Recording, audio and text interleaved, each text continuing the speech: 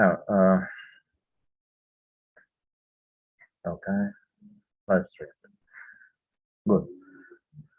Well, let's try to remember where what we did last time. Where's the board?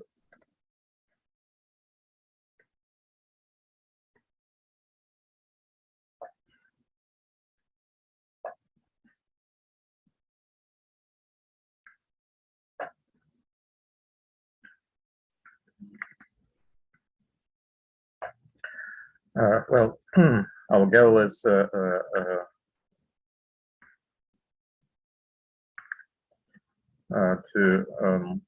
prove that the map sigma from Bm infinity to C infinity 1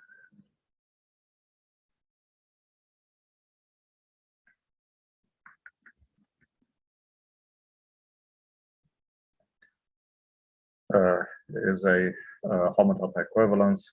We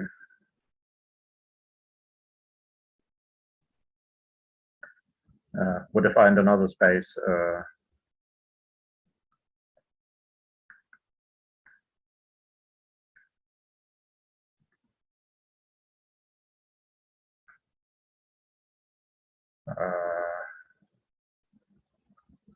C infinity 1s and two maps tau and rho, and we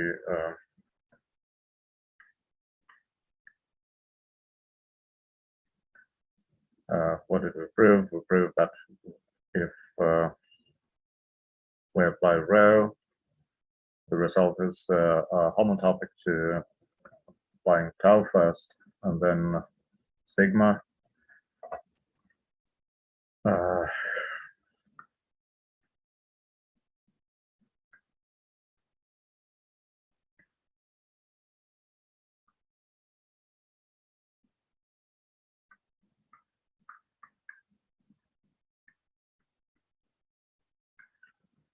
And what remains is showing that both rho and tau are homotop equivalences or weak equivalences.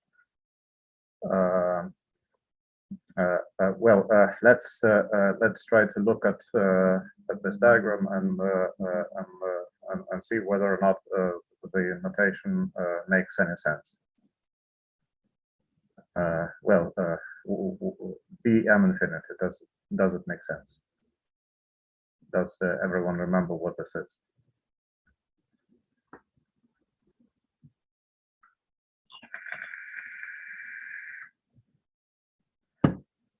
Well, I shall assume that the answer is yes, but if it isn't, please let me know. Otherwise, there's no point in talking about maps from or to something if we don't remember what it is.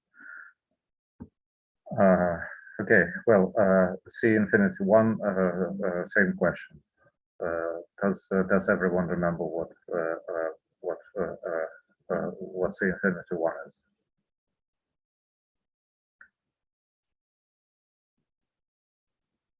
Samar, what is C infinity 1? Can you remind us? No, I don't remember. I mean, if I remember correctly, was a space of embeddings of one-dimensional manifolds into R infinity, right? I no, not quite. So, well, first of all, it's not the space of embeddings; it's the space of submanifolds. Yes. The space of embeddings, is contractible. Well, if we take the Euclidean space to be if we take the infinite Euclidean space, then the space of embeddings is contractible, which means there isn't really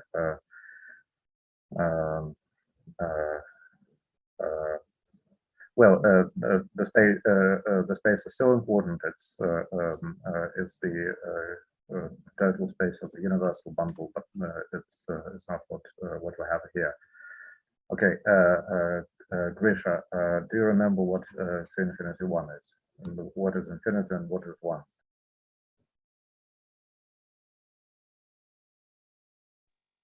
Was it like space of embedded cobordisms or something like that? Okay. Okay. Well, let's. So C infinity 1 is the space of surfaces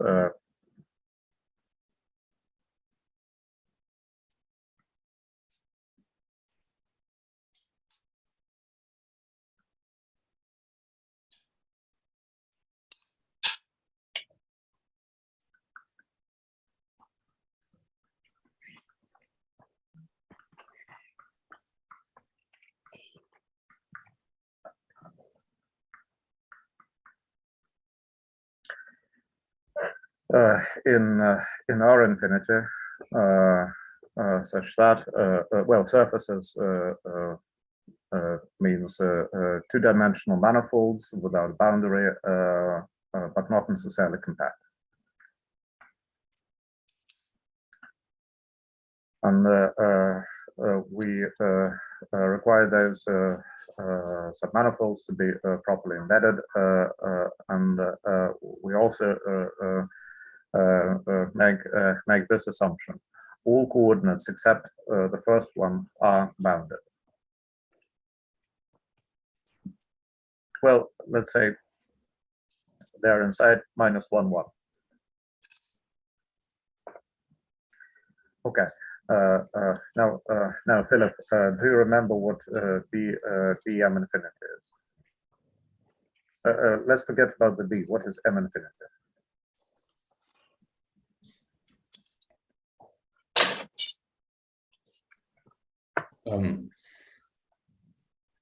Sorry, I had a question about C1. Why is, I thought 1 was, if we have like C infinity K, then we have properly embedded submanifolds of dimension K. Or is this? No, well, in general, if we have C infinity K, then we require the first K coordinates to be bounded. Okay. And the dimension of the manifolds themselves is not there. It's well, we just fix it, and we don't put it anywhere in this notation. Okay, so this is a different one from Hatch's notes. No, it's exactly the same. Well, if you look at page, I don't know, well, somewhere in the beginning, or no, not in the beginning, somewhere in the middle, he defines the spaces and well, the dimension of the manifolds is sort of fixed. It doesn't change, and that's why there's no point in mentioning it explicitly every time we write this text. Okay. Okay. Well, B M infinity. Does anyone remember what M infinity is? Some monoid. No. Yes. Well, it's some monoid. Well, let me and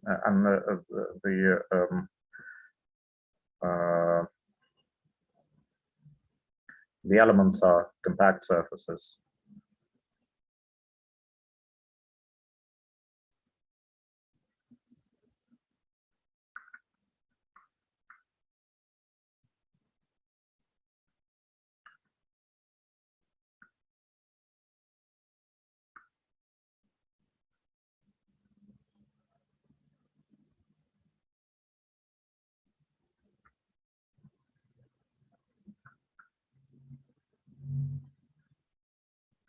Well,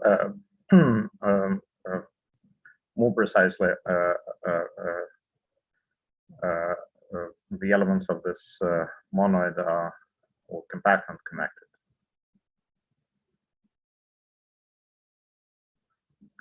Well, I will draw a picture and then I'll explain what the picture means without writing all the details. So we consider compact surfaces and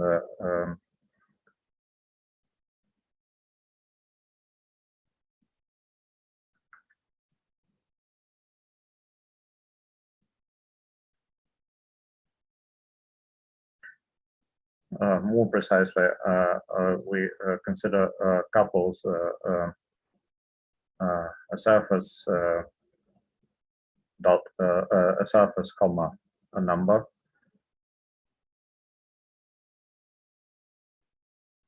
and we require that the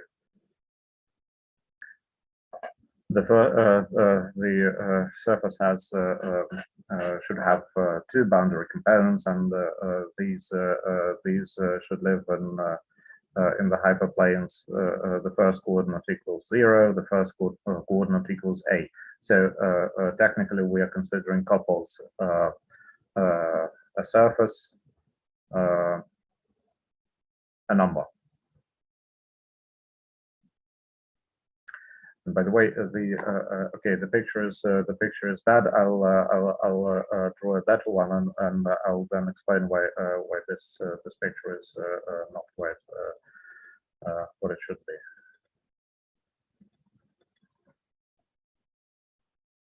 Okay.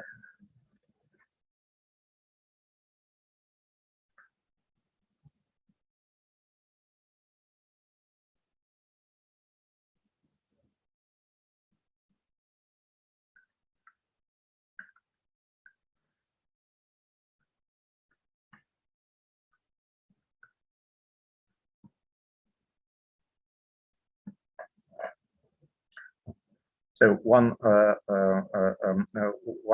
other thing that we require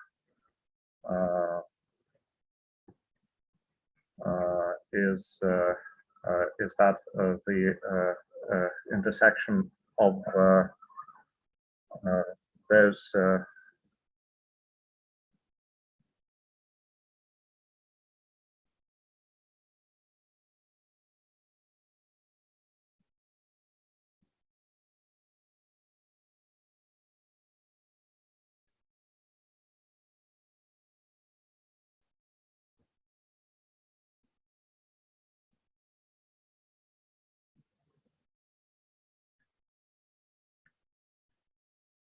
surfaces with the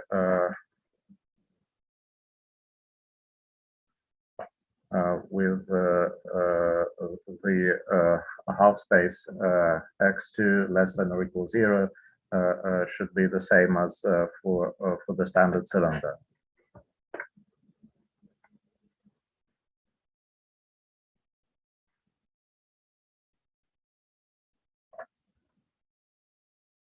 Sorry, I don't really understand what the condition is. Is this green thing? Is it, what subspace is it? Hold on, I'll just finish and then we'll. Okay, so the green thing is supposed to be the hyperplane x2 equals 0. Now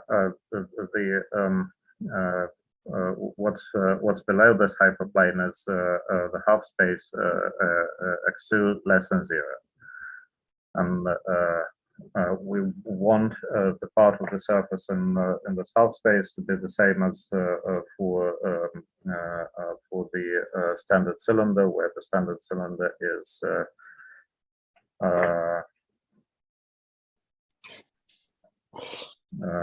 well, it's S1 cross R infinity minus 2. No,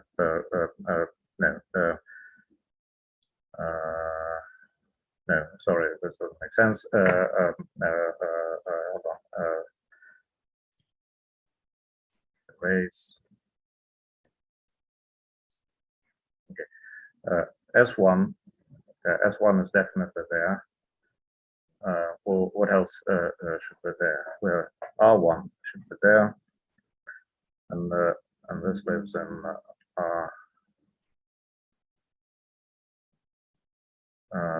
R3 cross R infinity minus 3. Does this make any sense, Chris?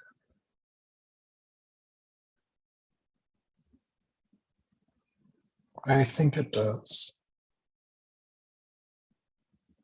So we have some kind of a standard cylinder, and we want the behavior of the surface to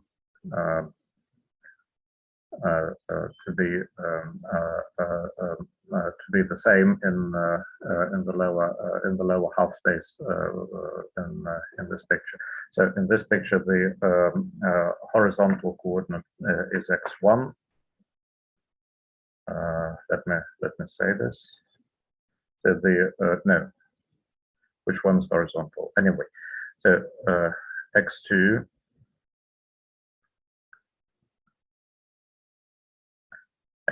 is the vertical coordinate, and x1 is the horizontal one. And well, and this is just a condition on the ends of the surface. You're just making sure that you have step. All the whole part or the whole part below x2 equals 0. The whole part, not just the ends. I don't see how this can happen. Like how you can intersect some subspace with some surface with many holes in it and get just a cylinder like this. Well, if I don't get a cylinder, then I just don't include the surface. I throw it away. Well, I mean, how does this happen in some non-trivial way?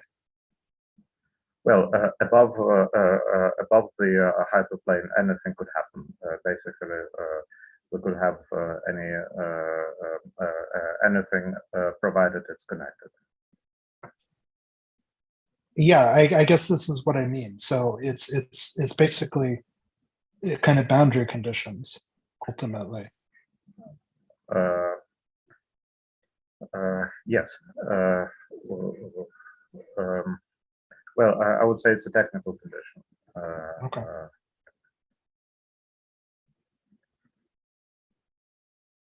We will use it a couple of times in the proof to make something path connected. Is there a philosophical meaning? Maybe, but I don't. If there is one, I don't know.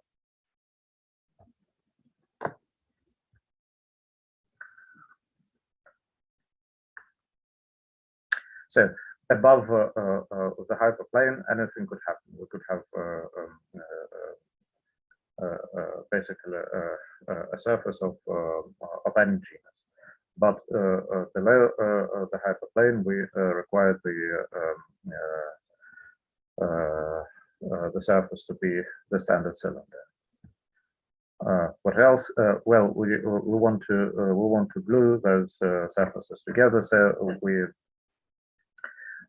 require that the boundary components should also be the same as the boundary of the standard cylinder, and at those boundary components, the behavior should be the same as for the standard cylinder up to infinite order.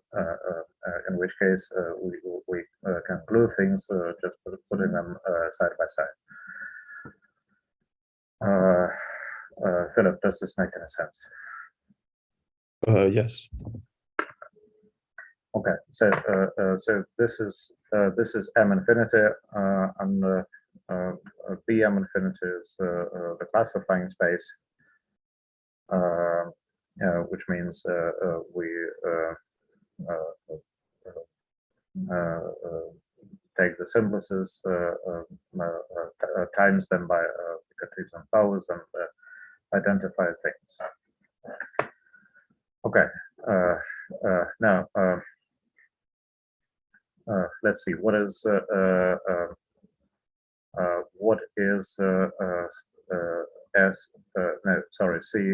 infinity 1. What is this thing? Well, it's something very similar to BM infinity. So again, let me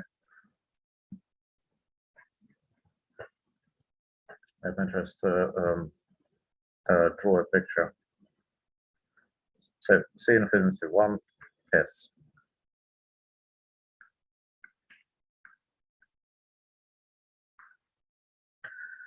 It's the space of tuples.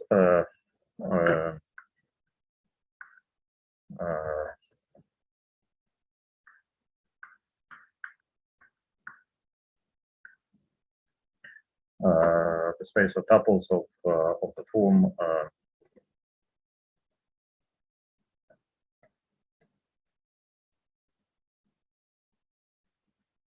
well, the first component is no,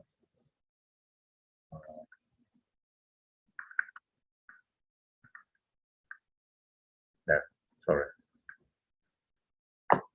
The first component is just a surface S inside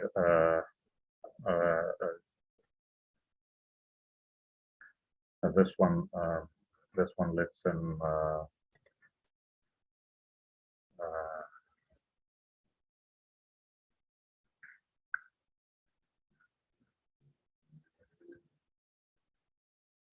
C infinity 1 without the S. Well, these are real numbers. What else? Well, we also have W.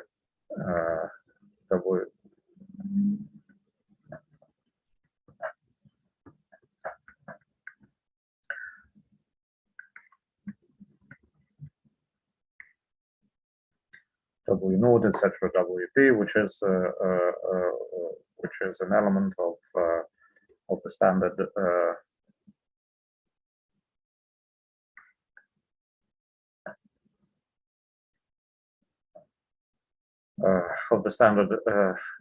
B simplex.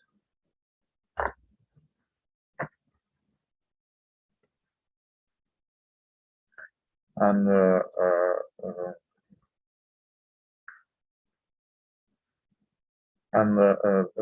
are a few conditions which I will draw, but I will not write. I will not write those because it's too technical.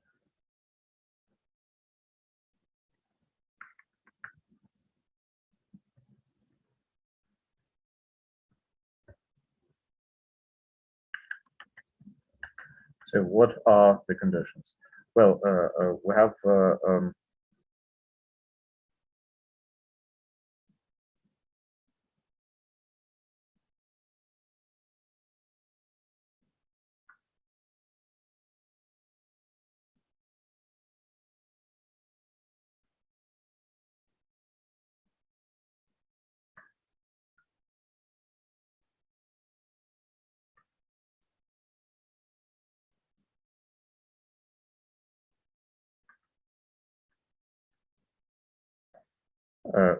the part between the slices A1 and A2, etc., AP. So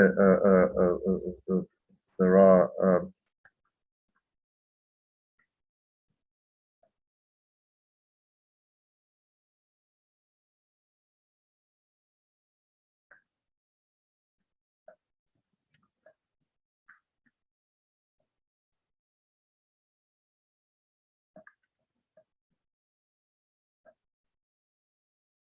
okay.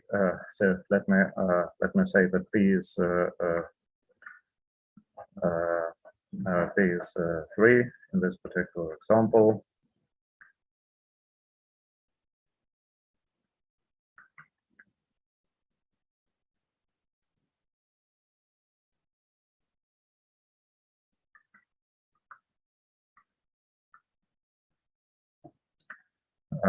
Okay, now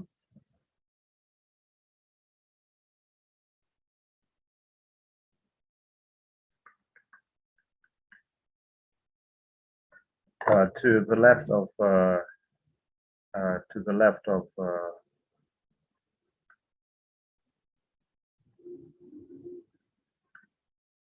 A2, I have something. To the right of AP, I have something else.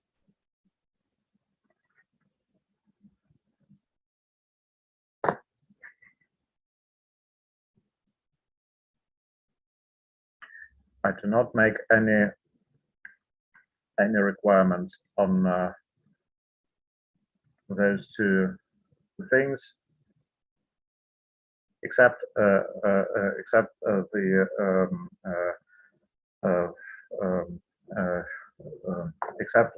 what we already saw a minute ago.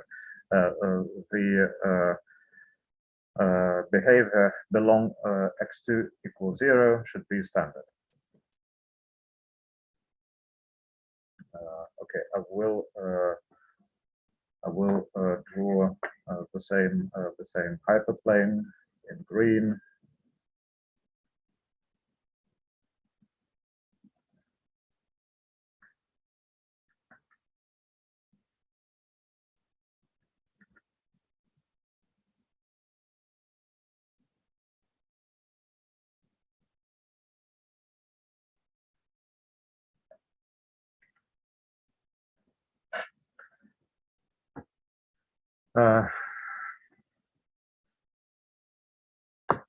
Okay, now the behavior to the left of A naught is arbitrary, but below x2 equals 0, the behavior should be the surface should be the standard cylinder.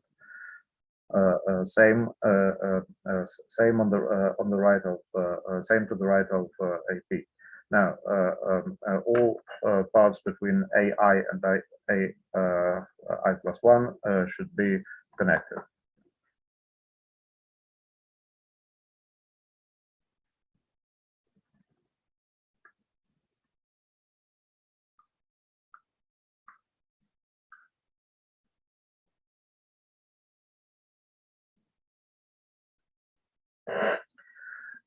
There's another condition which is similar to what happened just a minute ago. Namely, we want to be able to glue those surfaces together. So we require that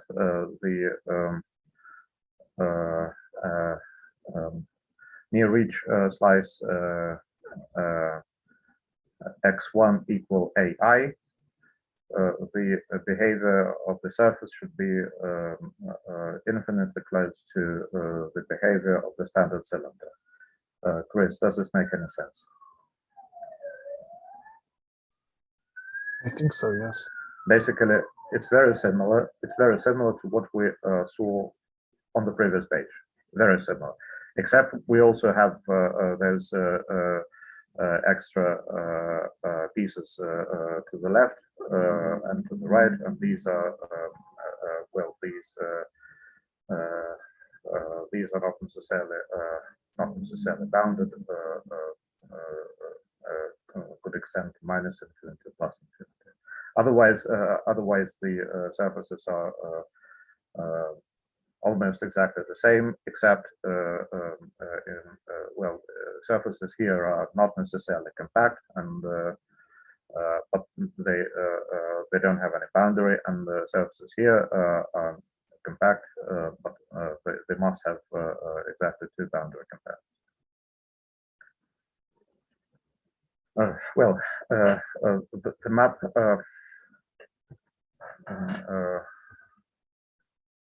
the map row, and well, one other condition: if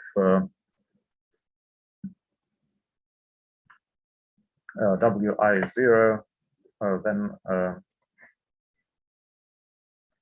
we drop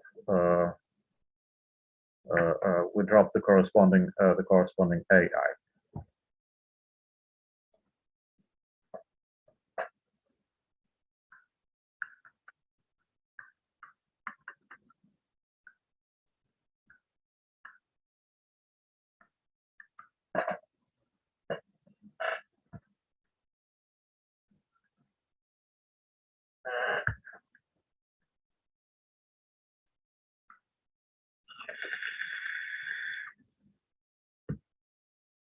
Okay, now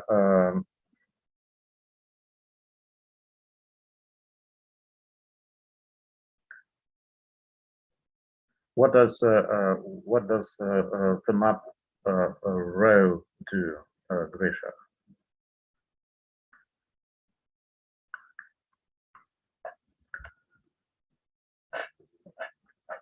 Значит, что делает отображение RAW?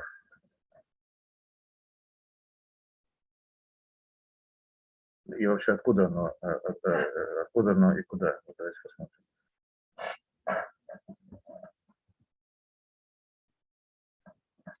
So we have this map row. Let's remember what it does. Once we remember all the definitions, well, those statements will become well, more or less straightforward.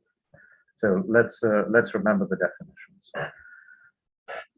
So what does the map row do?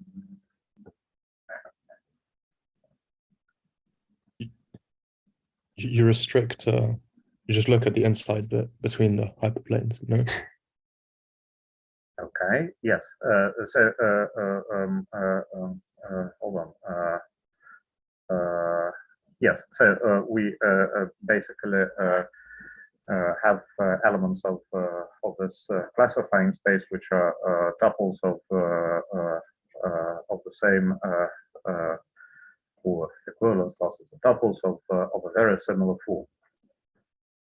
Basically, we have a number of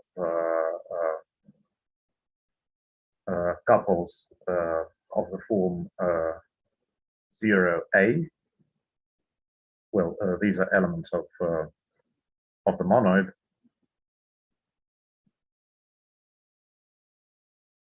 Yes, 0A, and then we have an element of the simplex, and here we have the same amount of we have data of the same kind. So we chop off the piece to the left of A node and the piece to the right of AP, and what remains is literally an element of BM, and this is rail. Grisha, does this make any sense? Yes. Saman, and what does tau do? I don't remember. I mean, honestly. Well, let's look at. Oh, sorry. No. Let me correct this. I think I've messed up. Is it tau's from infinity S to infinity 1? No. Yes. So let me. Well, it doesn't really matter because we haven't. We're just beginning to remember what those things do. Well, let's use the same notation as in Hatch's notes. Otherwise, it's too confusing. And so here we need to swap row and tau as well.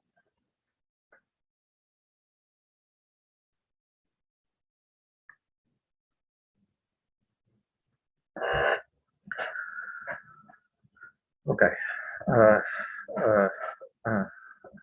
Okay. So the map. So the map just discussed, the one that chops off the part on the left, the part on the right, is the map from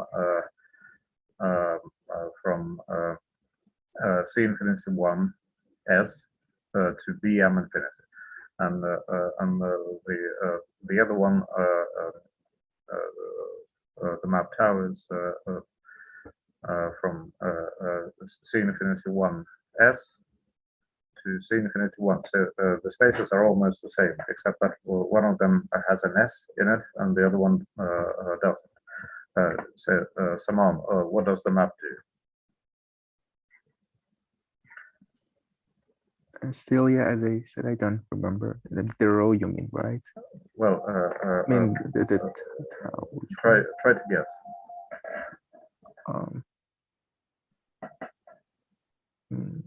Can you go back to the last slide so you can?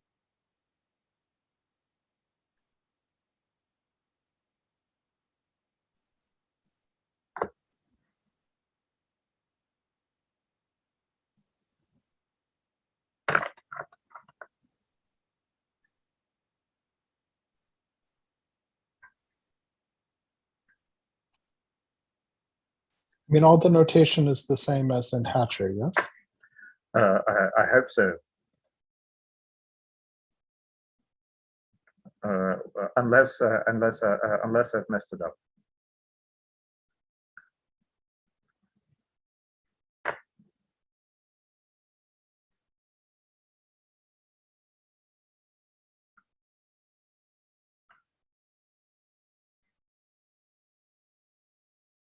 So a row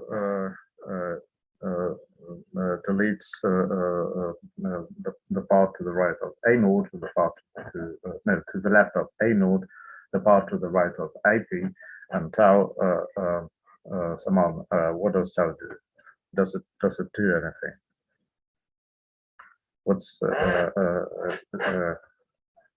What's the latest way to construct a map from C infinity 1 S to C infinity 1?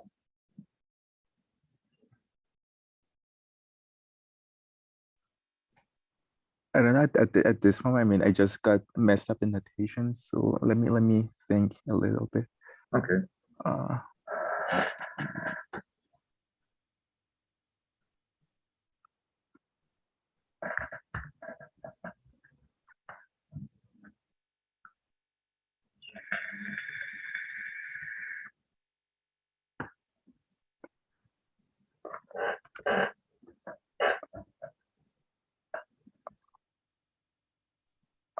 Doesn't it just forget all of this extra data?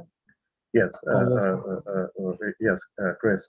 Thanks, but I wanted someone to answer the question. I'm sort of confident that you know the answer. Oh no, I'm very sleepy today. Yes, so the map tau is the forgetful map. Elements of C infinity 1 S are surfaces plus some extra data. The map tau forgets all the extra data, keeps the surface.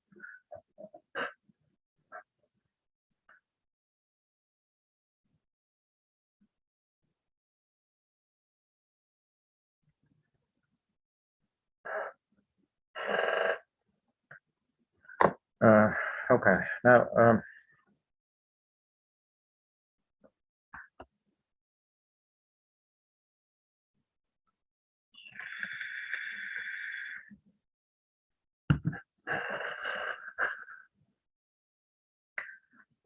is there anything else we need to remember? No, I think we have all the ingredients we need to finish the proof. Okay, well, let's start with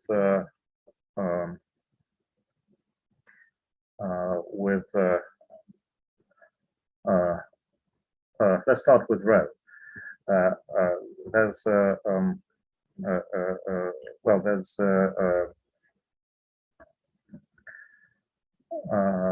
well, there's a proof in Hatch's notes, which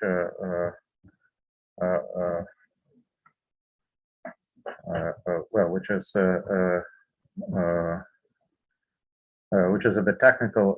So let's not go through the proof. Let's try to understand the idea. So we have this this map row, which chops something off. Let's try to construct a homotopy inverse.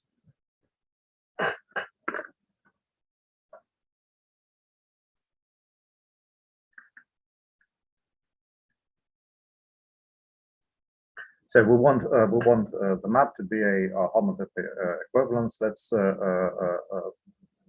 try to construct the inverse.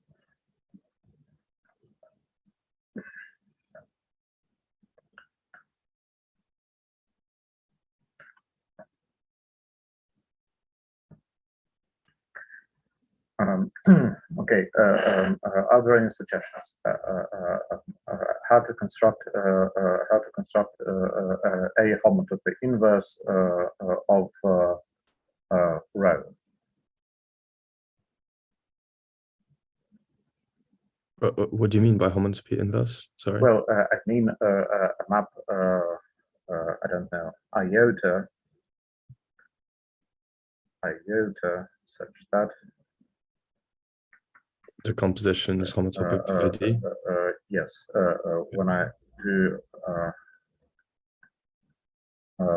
first row, then iota, I need to get the identity of C infinity 1 S, and similarly, first iota, then row should be or at least homotopic to the identity of BM infinity.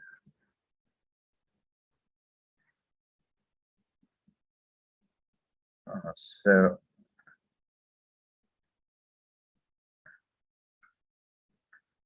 how to construct such a map?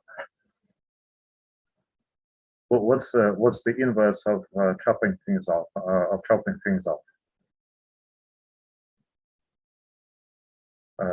Philip, what's the inverse of chopping things off?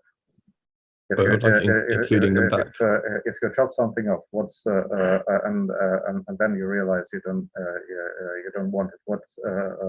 What's the way to fix it? I don't know, take disjoint union and identify. Well, you need to sew back on what you chopped off. It's very simple. Okay, well, in this case, well, we don't quite remember what we chopped off, so we just sew back on the parts of the standard cylinder. Okay, so let's draw this. Let's draw this.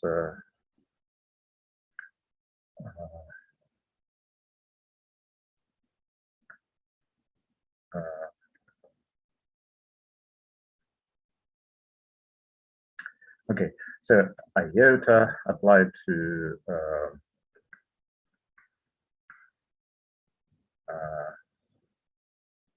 S1